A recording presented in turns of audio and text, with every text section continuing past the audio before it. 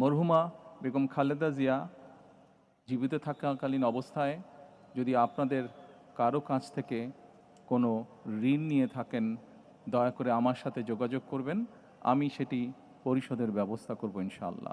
গতকাল বেগম খালেদা জিয়ার জানাজার পূর্বে বড় ছেলে তারেক রহমান মঞ্চে উঠলেন। বললেন ঠিক সাধারণ ঘরের এক ছেলের মতোই কথা। বললেন, আমার মায়ের যদি কারো কাছে কোনো ঋণ থাকে তবে আমাকে জানাবেন, আমি তা পরিশোধের ব্যবস্থা করব। এ সময় মঞ্চে তারেক রহমানের পাশেই ছিল বেগম খালেদা জিয়ার কফিন। মঞ্চে ছিল না তারেক রহমানের মুখে কোনো রাজনৈতিক বক্তব্য, ছিল না কোনো প্রতিহিংসা, ছিল না কোনো পক্ষের প্রতি দোষারোপ।